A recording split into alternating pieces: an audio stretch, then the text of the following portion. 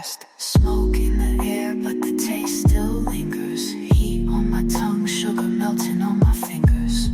Golden glow, let it flow, take it down slow. Tea and burnt biscuits, that's a vibe, let it show. Sip, sip, let it hit, let it roll. Crumb trails lead where the stories unfold. Bitter turns sweet when the passion is bold. Tea and burnt biscuits taste rich like gold. Welcome to Tea and Burnt Biscuits, where life is warm, messy, and always worth savoring. I'm Tasha, your host, and this is the place where we embrace the beauty of real conversations, a good cup of tea, and the chaos of burnt biscuits life throws our way. Because let's be honest, life is not perfect. Sometimes it's a little crispy around the edges, and some days it's just burnt.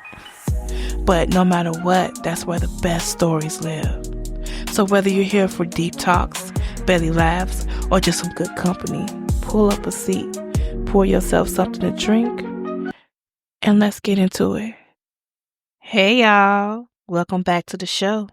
Today we're unpacking something that hits close to home for a lot of us. Forgiveness. Whether it's something you're waiting to receive or you're struggling to give. Forgiveness is one of those human experiences we all wrestle with. It's messy, emotional, and not always clear-cut. So, let's talk about it. Why is it so hard to forgive? Why do we expect grace but hesitate to offer it? And what does forgiveness actually look like when it's in the real, raw, and rooted in growth? Get comfortable, grab your tea or your favorite drink, and let's dive in deep.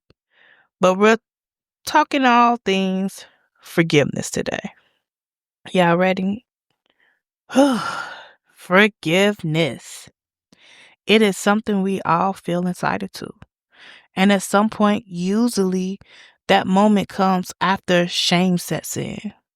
Once we recognize we've made a mistake, we expect instant forgiveness. After all, the error was acknowledged, right? But here's the thing. We rarely offer forgiveness as freely as we expect it. So let me ask you, when it comes to forgiveness, how do you handle it? Are you quick to forgive? Are you so full of grace that it's easy to just move on? Because you understand that people mess up sometimes. Do you offer more than one strike? Or do you hold back, choosing to forgive only when you think it's truly earned? Especially when someone knew better than to cross you in the first place. Today we're diving head first into the tea, unpacking with forgiveness again. I'm going to let you guys know this is forgiveness talk. I really want to know what it looks like and how we should approach it. How do you guys approach it? And how is it shaped? How does it shape your relationships? How does it shape your work life? How does it shape your day-to-day at the end of the day? Forgiveness isn't one size fits all. We know that. For some, it means truly forgiving and forgetting. For others, it means forgiving but keeping your distance. And then there are people who claim to forgive but keep the mistakes in their back pocket ready to throw in your face. Sooner or later, first infraction, missed birthday, missed piano lesson, missed game, missed work anniversary, a miss, whatever, you feeling the dot. So what's the best way to move forward? Honestly, I believe forgiveness is situational. That makes it like a new word, but based on the situation, every situation is different. Nothing can be yoked the same. You stepped on my foot, I'm going to say, and you say sorry, I'm going to forgive you because at least you turned around to say sorry. You may have been on purpose. You may not be sorry, but my little happy self is going to walk around. At least you said sorry. Yes, that hurt, but at least you said sorry. And sometimes that's all you need to hear to move forward. That word sorry. But honestly, some slights are small, barely worth the emotional toll of holding on to it. In those cases, forgiveness can be a gift, not just to the person you're forgiving, but to yourself. Because in the end, the relationship is more valuable than the offense. It's more valuable than spilled milk, scuffed shoes, depending on how much you paid on them. Anything to lighten your load in life, take advantage of it. But speaking on forgiveness, still, those other slights, those other events, issues, some of them is hard to forgive because in the offense, infraction, or whatever words you want to use, it forces you to see who and what people really are.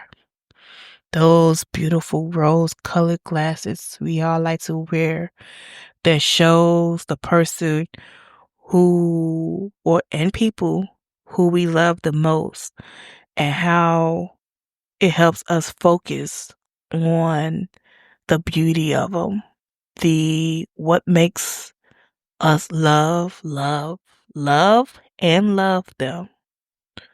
Once those are removed, and don't worry, most people don't wear them all the time. Sometimes when people wonder and they be like, why I love this person, they might put on those glasses. It's not always a negative, but when they're knocked off and they're forcibly removed and knocked off, it hurts. Suddenly, you're not just forgiving, you're recovering. You're protecting your peace, your heart, your mind, more importantly, your energy. And sometimes that means loving someone at a distance from there. Being in my mid-30s, I've had my fair share of lessons involving forgiveness. I've been hurt by people close to me, friends, family, and I've decided, and before I decided, I questioned, do I cling to the events or do I choose growth? And let me tell you again, taking off those rose colored glasses hurt. It forces you to see people for who they really are and not who you hope they be. And then you realize who you looked up to, who guided you, who you thought would protect you at all times was a lie. And sometimes realizing who they really are hurts more and it's a lot more painful than the actual betrayal itself. But we all know this growth requires clarity, and clarity requires action. Forgiveness doesn't mean pretending nothing happened. It means learning, adjusting, and moving differently next time. That's how you protect your peace. I remember a time I had to forgive my sibling after a serious falling out. I told myself I'd never speak to them again. But then life threw something unexpected at us. And I realized I loved them more than the offense. Even with an apology or, I'm sorry, correction, even without the apology, I felt I should choose love over resentment. I should choose love over anger. And though that moment was temporary, I chose to pursue the growth, and I still choose to pursue growth. Why? Because blood doesn't make you family. Experience through or living through hard life situation doesn't make you longtime friends. But at the end of the day, carrying malice would never serve me personally, and it probably won't serve you either. Experiences are painful, They will push you into difficult situations, but ultimately, it will push you into a better place emotionally and spiritually once you heal. And if it doesn't leave you broken, I figured go ahead and sprinkle a little forgiveness on it while you're healing. For you, not for them. The lesson at the end of the day will always be know where you stand with people.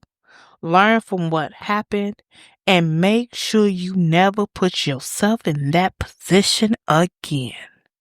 Forgiveness is possible. It's just not always easy. That tug of war in your mind over whether someone deserves it, that's real. It's haunting. It doesn't have to be. But while you heal, it will be. But in the long run, choosing forgiveness helps you maintain your peace. And more importantly, your peace of mind.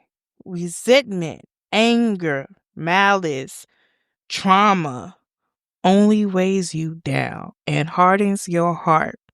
And should nobody have the power to keep you suppressed? So, what did we learn from this? Forgiveness isn't always clean and easy. It's layered, it's personal, and sometimes it's painful.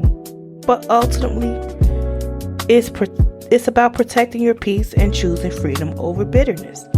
Whether you're the one who is asking for forgiveness or learning how to give it, just know you don't have to have it all figured out. You don't have to be on.